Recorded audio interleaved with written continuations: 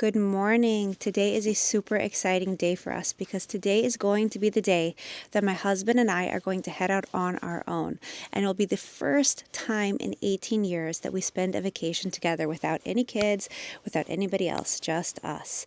Now, as you can see, it definitely snowed around here. It was right at the time of the big winter storm that hit America, and we didn't know if we were actually going to be able to make the trip.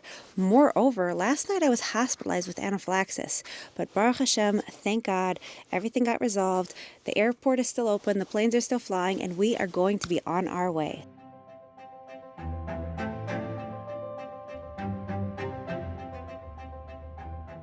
We live only a short drive from the local airport, which is a small out-of-town airport, and because of that, we were able to breeze through security and get to our terminal with relative ease. But by the time we got there, the doors were basically closing as we were running a little bit behind, so we had to rush up and jump onto the plane. Once we were on the plane, I took a nap and my husband learned the Kedusha Slavey.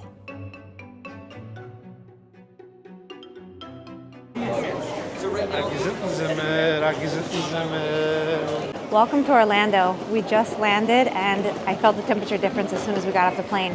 When we were walking up the plane in my area, it was freezing cold. And as soon as the doors opened to this plane, it was nice and warm. So let's go enjoy our vacation. After landing, I was still feeling a bit tired, so we stopped and bought myself a Coke. L'chaim. And then we headed out to go find our rental car. We chose a white 2026 Jeep Wrangler, and it was very, very cute. I haven't been inside a Jeep Wrangler in years, and I absolutely loved it.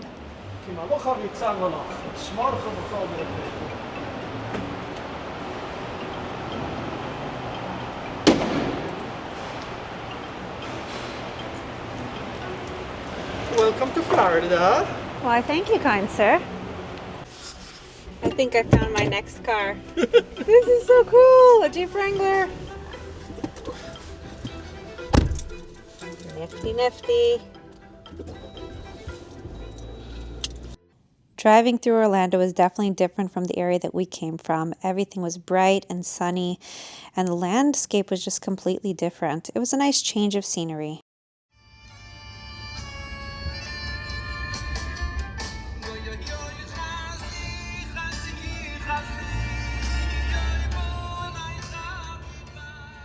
We pulled up to our Airbnb and did a quick tour of the house.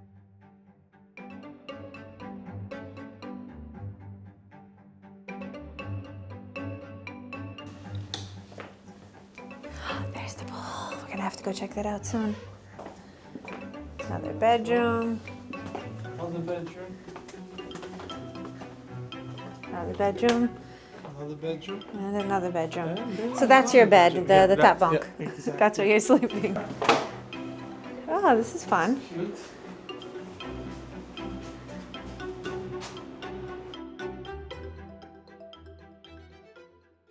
One of the cool things about this Airbnb is not only did it have a pool and a hot tub, but it also had like a private waterway in the back.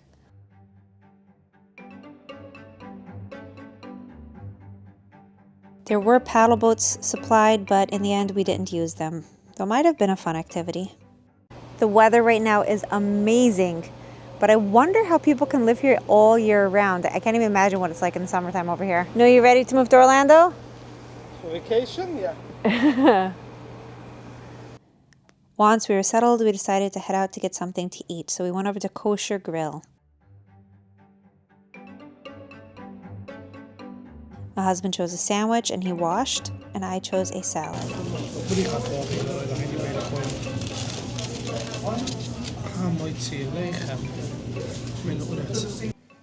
After we finished eating, we headed over to a new, small, local Israeli grocery store where we picked up some products. I have all the Israeli shampoos and things.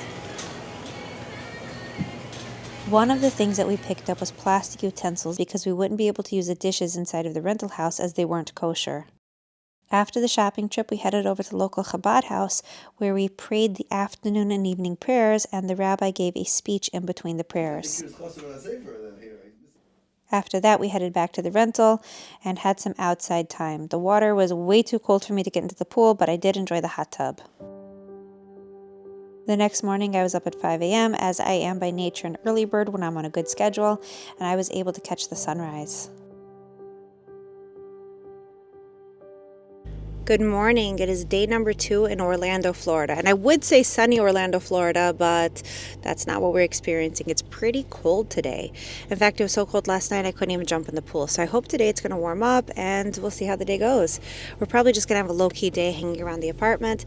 But first, we're going to go out and do the Jewish things. We're going to head over to synagogue. And though women don't typically go to synagogue during the week because we don't have an obligation to pray with a quorum of 10, I would like to do that. It's vacation. So let's go over and see if they have a place for me.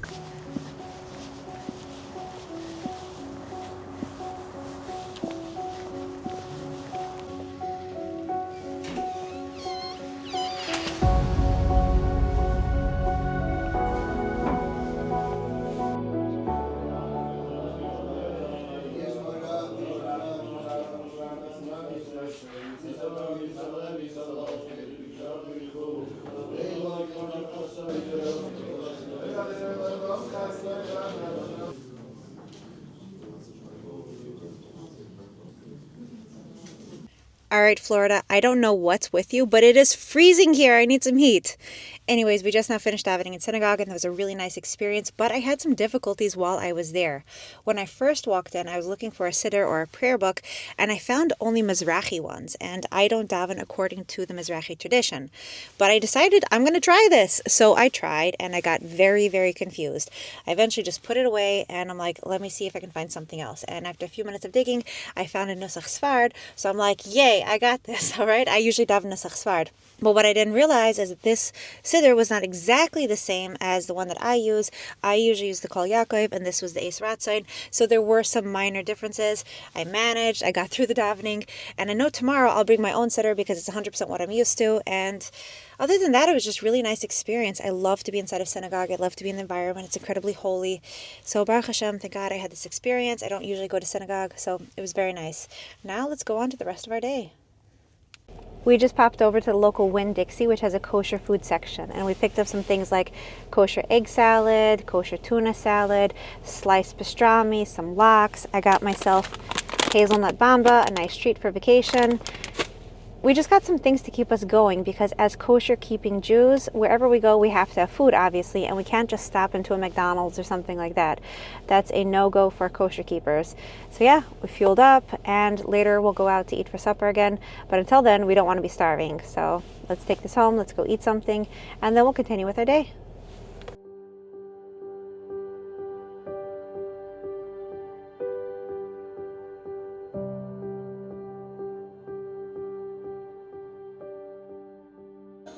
After eating something, I sat down to edit some videos, and I have Hasidic music playing in the background on this big screen that's over here.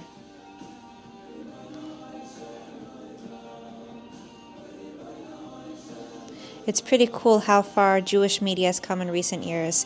People are embracing it to use it for kosher things. That's really a beautiful, wonderful thing. And in fact, my husband is going to be using this big screen to sit down and learn the Daf Yomi with Reb Eli Stefanski very soon while I go take a nap. Good morning, Rabbi Isai. Lilu Nishma Asimi Mirosu Gustas Mordechai. Says the Mishnah. Nitmas Achas Menachalois. There we go. Check this out. We're starting off with a piece of art. We know that there's 12 Lechem Aponims, there's 2 rows, there's 2 Zdarim. Each Seder, each row contains 6 Chalos. And we also have 2 spoonfuls of Levina and Kam the Chaver Kedisha of the Mais.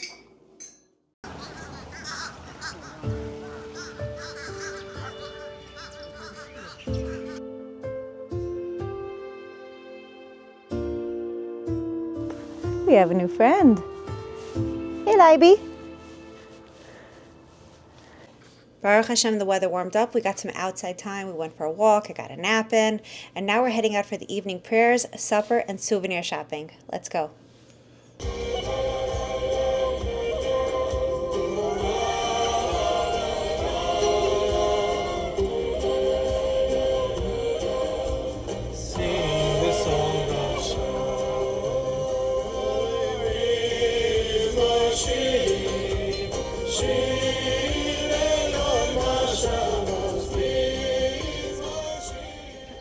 While my husband was praying, I stayed in the car and I listened to a lecture from Rabbi Bredowitz of Or Sameach. Okay, so we are running around to a bunch of different souvenir shops. So far we found 4 nice ice cups for kids and 3 sweaters for each of my girls. But in boys' colors and in boys' styles, they don't have anything in my son's size. So we're going to keep looking. We'll go to more stores if it takes. Hold on, why can't we get him a hat? No, you don't love sweaters? But he also likes hats. When's the last time you saw him wearing a hat? Are you sure? Fine, Bob, yeah. No, I'm sorry. That's not a cute one. We can't do that. Fine, Bob. Oh, so a hat is a good idea, you say? But he doesn't wear it. Sure he does in the summertime. No? Okay, so let's keep looking. We're currently heading into store number 4, searching for a sweatshirt for Shlomi. Let's see if we find... Oh, okay, 12 yay! is his size. Okay. Should I give him a drop bigger or not? He is now at 10-12 right now. I think you should size up. He's growing quickly. It's been fun, but honestly, I think I need a vacation from vacation. I'm up since 5 a.m., running all around. I'm an extreme introvert and a homebody, so my batteries are drained. We still haven't even done supper yet, so hopefully we're going to get to that soon. But right now, finishing up our shopping.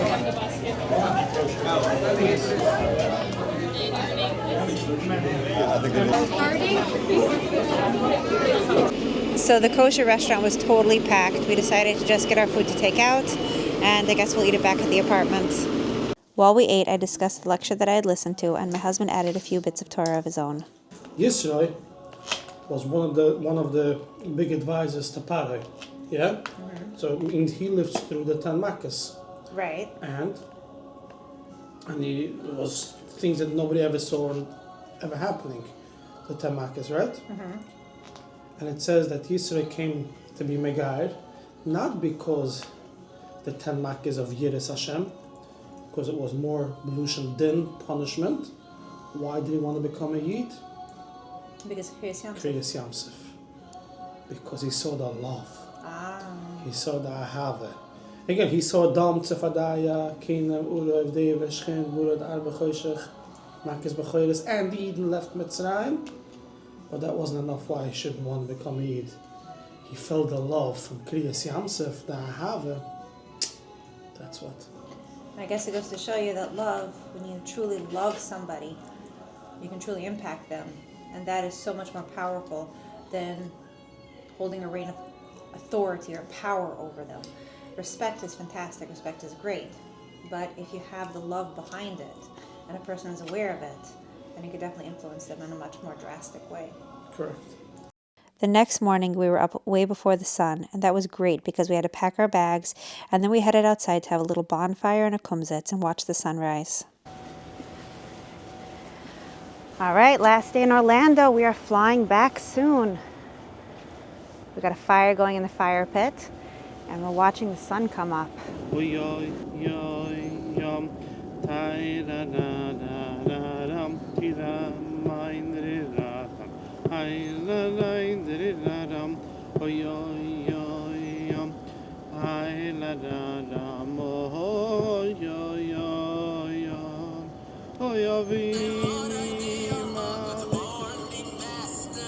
Of the world.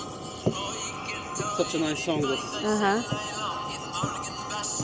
Oh wow, look at the sky now. Gorgeous.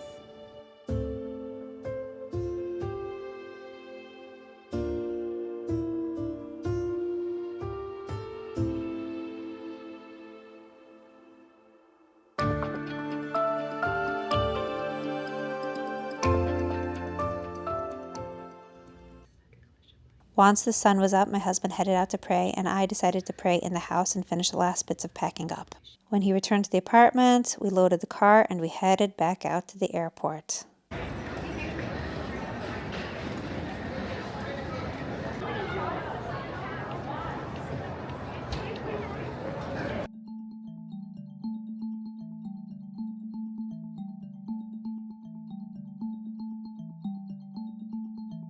It was a simple, low-key, recharging trip, and it was perfect for what we needed.